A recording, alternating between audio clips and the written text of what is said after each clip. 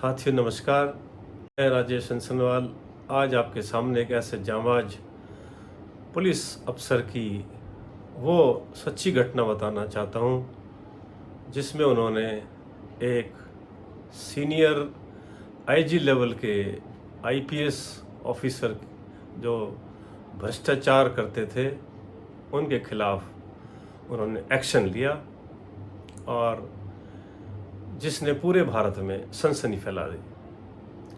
दोस्तों, इस जाबाज अफसर का नाम के गौतम है और ये उस वक्त बरेली कोतवाली के कोतवाल थे, अर्थात एसएचओ थे, इंस्पेक्टर लेवल के आदमी थे। जब ये वहाँ पहुँचे तो वहाँ की जो व्यापार मंडल की पूरी एक मंडली थी वो सभी लोग इनसे मिलने के लिए आए। उन्होंने इनका स्वागत किया। जब ये वहाँ पहुँचे तो इन्होंने व्यापार मंडल के एग्जीक्यूटिव मेंबर से पूछा कि आपको यहाँ किसी प्रकार की कोई तकलीफ़ तो नहीं है। लोगों ने बताया कि यहाँ पर हफ्ता वसूली का बहुत सिस्टम है, गुंडे और इवन पुलिस दोनों हमसे हफ्ता वसूली करती है और हमें बहुत परेशान करती है। तब के गौतम साहब ने उन्हें आश्वासन दिलाया कि आज के बाद इस क्षेत्र में न कोई गुंडा और ना ही पुलिस आपसे किसी प्रकार की कोई रिश्वत लेगी, कोई हफ्ता वसूली नहीं लेगी। इस बात से व्यापार मंडल के लोग, सभी शॉपकीपर एसोसिएशन, कोतवाली क्षेत्र में आपको बता दूं कि बरेली में बहुत सबसे पुराना थाना है और इस इलाके में बड़े बड़े शोरूम हैं। सभी लोग बड़े खुश हुए जब उन्होंने देखा कि एक बहुत ही ईमानदार पुलिस ऑफिसर शहर के कोतवाल हमारे यहाँ पर आए हैं, तो ये हमारा सौभाग्य है। और उसका नतीजा ये हुआ कि ये सभी उनसे प्यार करने लगे और उनका आदर करने लगे, दिल से उनकी इज्जत करने लगे। अक्सर यही होता है कि जब भी इंसान कोई भी अपनी ड्यूटी को ईमानदारी से करता है तो उस इलाके के लोग कम से कम उसका आदर तो ज़रूर करते ही हैं। लेकिन अभी 15 दिन हुए थे इन्हें बरेली में कि एक दिन इनको आईजी साहब ने वहाँ पर अपने ऑफिस में बुलाया। आईजी साहब उस वक्त वहाँ के सीडी कैंत थे, जो एक आईपीएस ऑफिसर होते हैं, सीनियर लेवल के आईपीएस ऑफिसर होते हैं।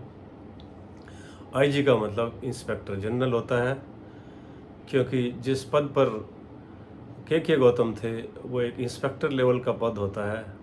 उसके बाद प्रमोशन होने के बाद डीएसपी बनते हैं, डिप्टी सुपरिटेंडेंट ऑफ पुलिस, उसके बाद सुपरिटेंडेंट ऑफ पुलिस बनते हैं और उसके बाद सीनियर सुपरिटेंडेंट ऑफ पुलिस बनते हैं। उसके बाद डीआईजी बनते हैं, डिप्टी इंस्पेक्टर जनरल, और उसके बाद फिर जाकर इंस्पेक्टर जनरल ऑफ पुलिस बनते हैं। तो अर्थात आप समझ सकते हैं कि दोनों के रैंक में कितना बड़ा अंतर था। आईजी बरेली के अंडर में उस वक्त 220 थाने आते थे, अर्थात इन सभी थानों की जितनी भी तफ्तीश है, जितना भी इंस्पेक्शन है, जितना भी बाकी सारा करना है, चेकिंग करना है या और कुछ भी इन थानों के बारे में कोई रिपोर्ट देनी है तो आईजी बरेली रेंज देते थे। ये घटना 1994 की है और उस वक्त बरेली रेंज काफ़ी बड़ी रेंज हुआ करती थी। काशीपुर, मुरादाबाद और भी दूर दूर के इलाके सभी बरेली रेंज में आया करते थे। ये जब आईजी साहब के ऑफिस में पहुँचे तो आईजी साहब ने इनसे कहा कि तुम्हें कितने दिन हो गए हैं यहाँ पर आए हुए, थाने में ज्वाइन किए हुए।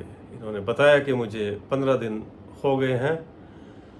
तो उन्होंने कहा इन 15 दिनों में तुम्हें एक बार भी इतनी तमीज़ नहीं है कि आईजी के पास आना चाहिए और हमारे पास बार बार आके हमसे मिलना चाहिए। तो इन्होंने कहा कि सर अभी मैं आया था और मुझे अभी इसकी कोई आवश्यकता नहीं लगी, इसलिए मैं आपसे मिलने नहीं आया। तब उन्होंने कहा कि तुम्हें कुछ मालूम है कि इससे पहले के जो कोतवाल बरेली थे वो वहाँ से हमें 1 लाख रुपया प्रति महीने दिया करते थे और तुम्हें भी इसी प्रकार 1 लाख रुपया मुझे हर महीने पहुंचाने हैं। ये बात सुनकर के गौतम बहुत ही ज़्यादा सख्ते में आ गए। तो उन्होंने कहा कि सर मैं तो बहुत ही ईमानदार आदमी हूँ, कभी किसी से रिश्वत मैंने आज तक ली नहीं है, तो मैं 1 लाख रुपया कहाँ से लाऊंगा। ये बात सुनते ही वे बड़े गुस्से में आ गए और इन्हें अजीब अजीब तरह की बातें, मैं तुम्हें नौकरी करनी सिखा दूंगा, तुम्हारे होश ठिकाने लगा दूंगा, और के गौतम जी के अनुसार अनेक प्रकार की गालियां भी उन्होंने दी। ये सब सुनकर के गौतम बीच में ही सल्यूट मारकर उन्हें छोड़कर और वहाँ से चले गए। लेकिन उनके अनुसार उनको ऐसा लगा कि जैसे किसी ने उन्हें किसी बहुत ही ऊंची बिल्डिंग से धक्का मारकर नीचे गिरा दिया हो, क्योंकि उन्होंने बताया कि मैं पढ़ने में अच्छा विद्यार्थी था, कभी किसी ने मुझे डांटा तक नहीं, न ही मेरे माता पिता ने कभी मुझे इस प्रकार की कोई भाषा का प्रयोग किया। मुझे गुस्सा आया और मैं सीधा एसएसपी साहब जो सुभाष गुप्ता जी थे उनके रेजिडेंस पर गया। वो अपने कैंप रेजिडेंस पर बैठे हुए थे। जब उनके गार्ड ने उन्हें बताया तो उन्होंने मुझे सीधा अंदर बुलाया। मैं अंदर गया तो वो मेरा चेहरा देखकर, मेरी लाल आंखें देखकर वो समझ गए कि गौतम के साथ कुछ तो गलत हुआ है।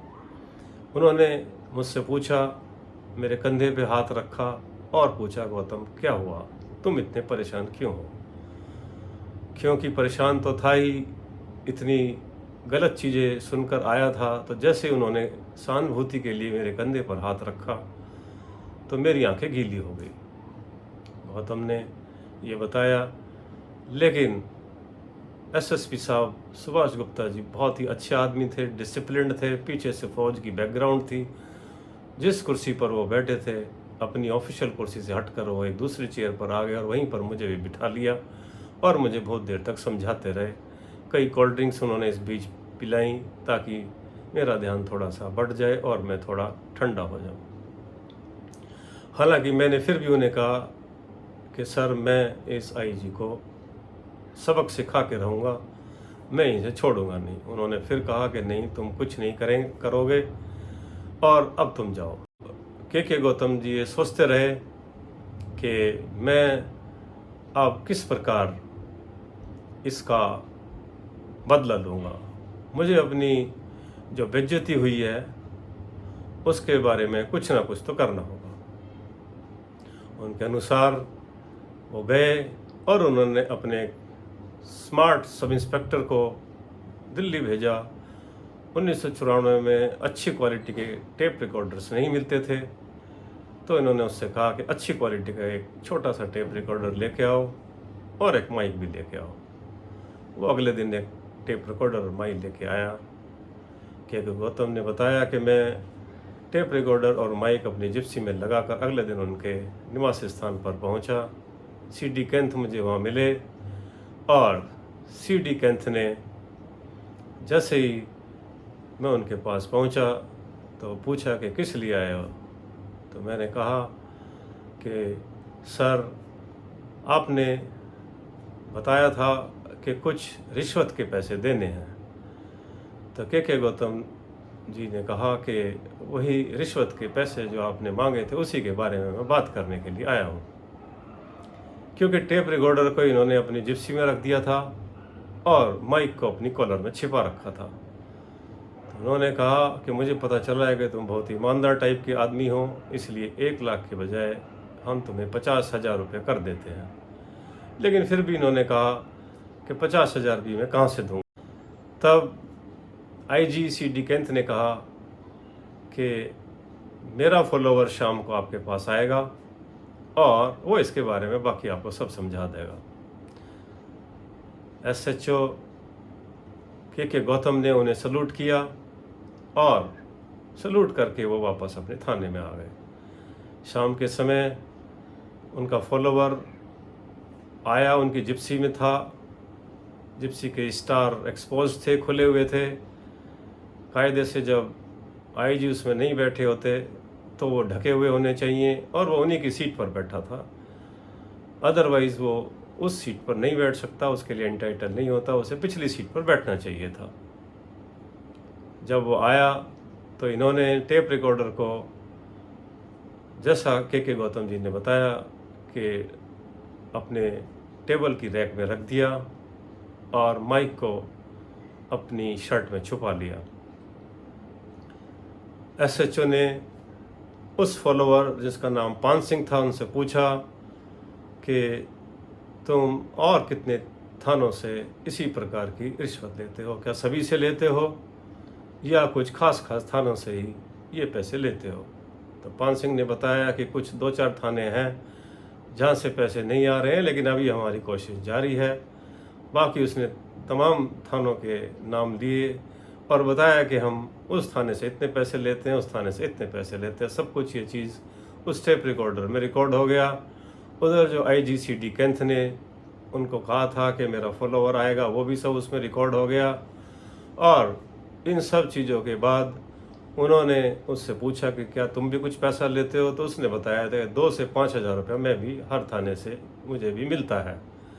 तब इन्होंने कुछ 100 के नोट जिस पे अपने साइन किए हुए थे उसको दिए, उसने अपनी जेब में रख लिए कमीज की। और उसके बाद जब वो उनका फॉलोवर जाने लगा तभी इन्होंने अपने एक सिपाही को बुलाया और उसे कहा कि इसकी तलाशी लो। तलाशी में उनके सिपाही और एसएसआई ने कहा कि एसएचओ साहब, इनकी जेब में कुछ आपके साइन किए हुए 100 के नोट मिले हैं। तो उन्होंने कहा इसकी शर्ट उतरवाओ और इसके ये सभी 100 के नोट इसके अंदर सीज करके इसे हवालात के अंदर बंद कर दो। और इन्होंने आईजी के खिलाफ एक एफआईआर लिखी। उस एफआईआर में इन्होंने पूरा वृत्तांत लिखा कि किस प्रकार ये रिश्वत लेते हैं। इनके फॉलोवर ने बताया है किस प्रकार मेरे पास सारा ये टेप रिकॉर्डर में रिकॉर्ड है और इन्होंने मुझे कितने दिनों से बहुत ही प्रताड़ित किया हुआ है। ये बार बार पैसे की डिमांड करते हैं। आईजी के बारे में इस प्रकार पूरी एफआईआर जब उन्होंने लिख दी तो उन्होंने नीचे ये भी लिखा उस एफआईआर के अंदर कि मैं सभी बुद्धिजीवियों से, सभी वकीलों से, न्यायपालिका से, सभी प्रेस से ये निवेदन भी करता हूँ कि हो सकता है कि इसके बाद ये मेरे को यहाँ से सस्पेंड कर दें और उसके बाद मुझे निलंबित कर दें। और क्योंकि आईजी के पंजाब के उग्रवादियों के साथ भी संबंध है तो हो सकता है ये मुझे मरवा भी दें।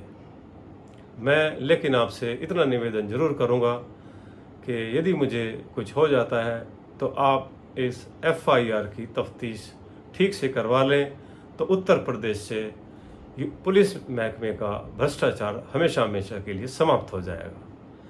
ये एफआईआर लिखकर उन्होंने इसकी कई फ़ोटोकॉपीज़ निकलवाई और वहाँ पर जितने भी अखबार थे बरेली में, अमर उजाला, दैनिक ज्योति, इन सब के पास इन्होंने एक एक कॉपी भिजवा दी। और उसके बाद इन्होंने एक टीम बनाई जिन 2 जिप्सी में भरकर पहले एसएसपी को बता दिया कि मैं इस प्रकार से मैंने उनके खिलाफ एफआईआर लिख दी है और अब मैं उन्हें उनका वारंट काट दिया है। अब मैं उन्हें अर्थात आईजी को अरेस्ट करने के लिए उनके घर पर जा रहा हूँ। जब ये वहाँ गए तो इधर से जब इनकी 2 जिप्सियाँ भर कर जा रही थी तो उधर से एसएसपी, जो एसपी देहात, एसपी सिटी, एसपी क्राइम, इन सब की कोई मीटिंग ले रहे थे तो वो सब भी दौड़ते हुए इनकी तरफ भागे। उन्होंने कहा कि तुम कोतवाली में ही रहोगे, हम तुम्हारे पास पहुंच रहे हैं। लेकिन तब तक ये वहाँ से निकल चुके थे और ये रास्ते में, क्योंकि बीच में डिवाइडर था, ये आईजी साहब के घर की तरफ जा रहे थे और जो एसएसपी और उनके अन्य एसपी वगैरह वो उधर से आ रहे थे। इधर से एसएचओ साहब उनको अरेस्ट करने जा रहे हैं अपने दल बल के साथ और उधर से एसएसपी अपने बाकी एसपी और डीएसपी के साथ इधर आ रहे हैं। उन्होंने इन्हें इशारा भी किया रुकने का, लेकिन ये नहीं रुके और इन्होंने जाकर वहाँ इतनी देर में वो दरवाज़ा वगैरह बंद करते या वहाँ से निकल कर कहीं जाते, तुरंत इन्होंने वहाँ पर पहुँचकर जैसे ही अपनी गाड़ी को रोका, सीडी कैंथ आईजी डर के मारे दौड़ पड़े और एक 3 फुट ऊंची दीवार थी, कद क्योंकि उनका छोटा था, उस दीवार को चढ़कर जब कमिश्नर के घर की तरफ कूदने लगे तो वो उधर गिर गए। लेकिन इसी बीच एसपी और बाकी सभी लोग एसएसपी आ गए और उन्होंने इनको पकड़ लिया और इनको पकड़कर वो उनको कहा कि के गौतम, तुम ये सब क्या गड़बड़ कर रहे हो, ये सब ठीक नहीं है, और मुझे कोतवाली में ले आए। कोतवाली में लाने के बाद उन्होंने भरसक प्रयास किया कि मैं इस एफआईआर को फाड़ दूं, जला दूं। तो मैंने कहा कि ये एफआईआर तो मैंने सभी प्रेस रिपोर्टर्स के पास, सभी न्यूज़पेपर्स एजेंसीज के पास में भेज दिया है। तब इन लोगों ने कोशिश की वहाँ से उसको विड्रॉ करवाने की, लेकिन सभी अखबारों वालों ने इसके लिए मना कर दिया कि हम इसके लिए तैयार नहीं हैं, हम इसको ज़रूर छापेंगे। इसके बाद अगले दिन वहाँ पर मुख्यमंत्री, क्योंकि इनके मुलायम सिंह यादव जी उस समय मुख्यमंत्री से, उनके साथ भी इनके अच्छे संबंध थे, वो आ गए। वो सर्किट हाउस में ठहरे हुए थे। के गौतम जो एसएचओ थे बरेली कोतवाली के, उन्हें वहाँ बुलाया गया। आईजी, डीआईजी और डीजी तक। डीजी उस समय वीपी कपूर थे। के गौतम के अनुसार वो बहुत ही ईमानदार व्यक्ति थे। जब मुलायम सिंह यादव ने इन्हें देखा तो उन्होंने कहा ये तो बहुत ही अच्छा अफसर है, और इसको क्या हो गया। उन्होंने भी 2-4 गालियाँ मुझे सुनाई। लेकिन उसके बाद मुझे डीजी साहब के हवाले कर दिया। डीजी साहब के साथ कई ऑफिसर आए और उन्होंने कहा कि इसको अलग एक कमरे में ले जाके समझाओ। डीजी साहब ने बाकी सभी अफसरों को बाहर ही रोक दिया और मुझे एक कमरे के अंदर ले गए और उस कमरे की कहा चिटकनी लगाइए। मैंने कुंडी लगाई और कुंडी लगाने के बाद उन्होंने मुझे कहा मेरे पास आइए, और उन्होंने आशीर्वाद के लिए मेरे सिर पर हाथ रखा और उन्होंने कहा कि धन्य हैं वो माँ बाप जिन्होंने तुम्हें जन्म दिया है। मैं फ़ख्र करता हूँ क्योंकि ये काम आसान नहीं है, ये काम कोई बहादुर व्यक्ति ही कर सकता है। और ये भी कहा डीजीवीपी कपूर साहब ने कि ये आईजी बहुत ही ज़्यादा बेईमान है, मैं इसे 6 महीने से कह रहा हूँ कि ये रिश्वतखोरी बंद कर दो, लेकिन ये नहीं माना। मैंने उनके पैर छुए, ऐसा के गौतम साहब का कहना है। और उसके बाद उन्होंने कहा कि अब मैं तुम्हें मुलायम सिंह यादव साहब के सामने डांटूंगा और तुम उसके बाद चले जाना। मैं तुम्हारे साथ हूँ, रुपया पैसा जो भी मदद तुम्हें चाहिए मैं तुम्हारी करने के लिए तैयार हूँ। ये बाहर आए, इन्होंने मुझे डांटा और उसके बाद मुझे भगा दिया वहाँ से। मैंने सलूट किया और मैं अपने जिप्सी में बैठकर अपने पुलिस स्टेशन पर पहुँच गया। अगले दिन मेरा सस्पेंशन लेटर आ गया, जिसे लेकर मैं इलाहाबाद हाई कोर्ट गया, लेकिन इलाहाबाद हाई कोर्ट से किसी प्रकार का कोई रिलीफ नहीं मिला।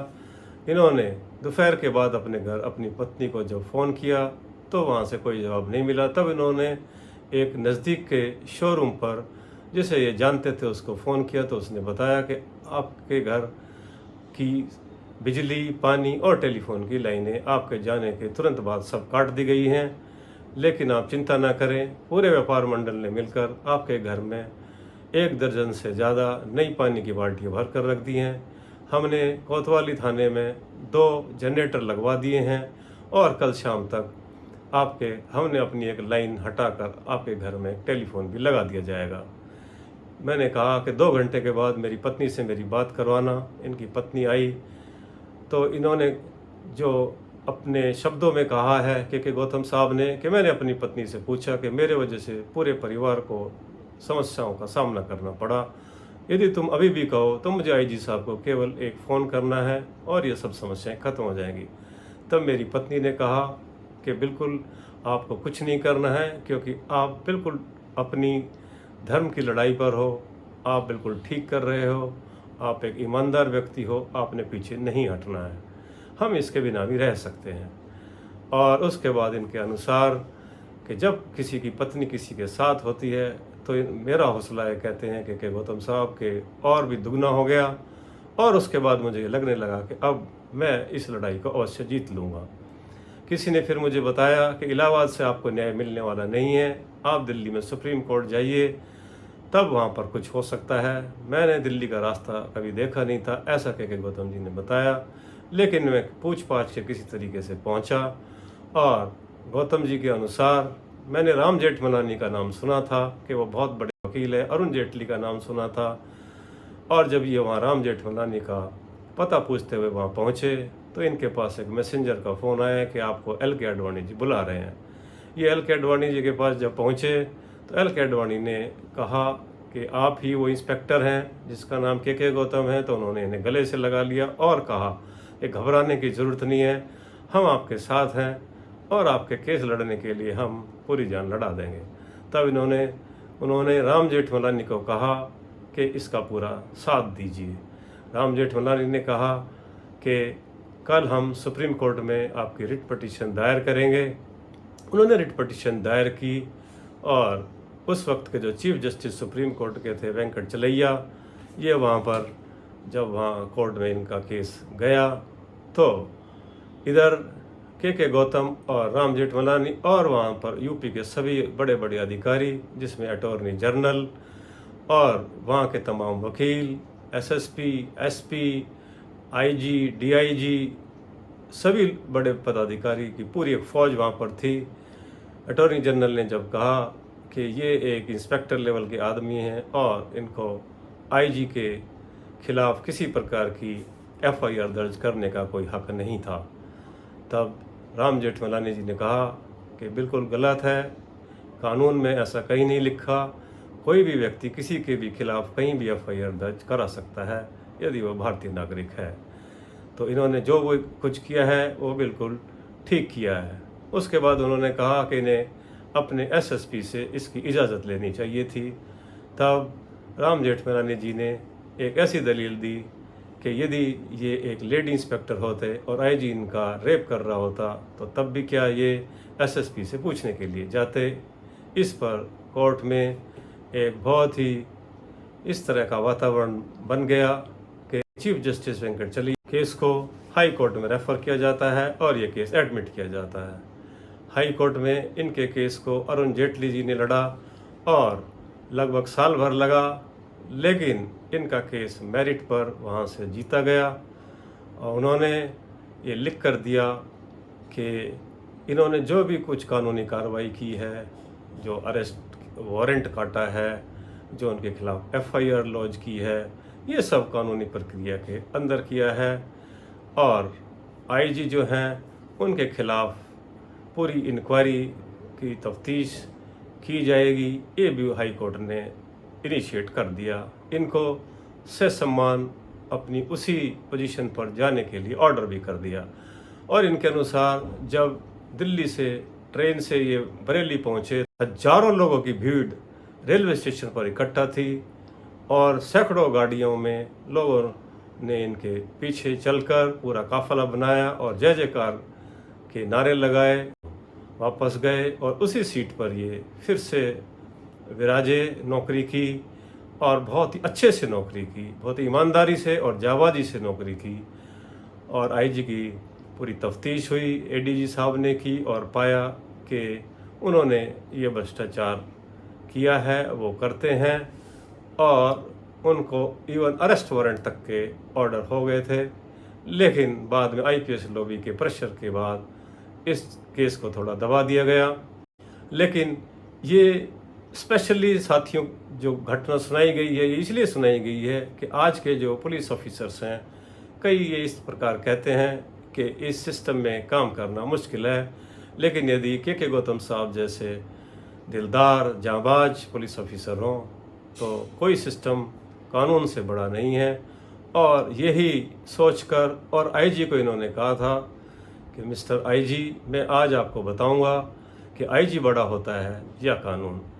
तो इसी शिक्षा के साथ, इसी संदेश के साथ मैं आपसे अब विदा लेता हूं। फिर मिलूंगा। जय हिंद, जय भारत।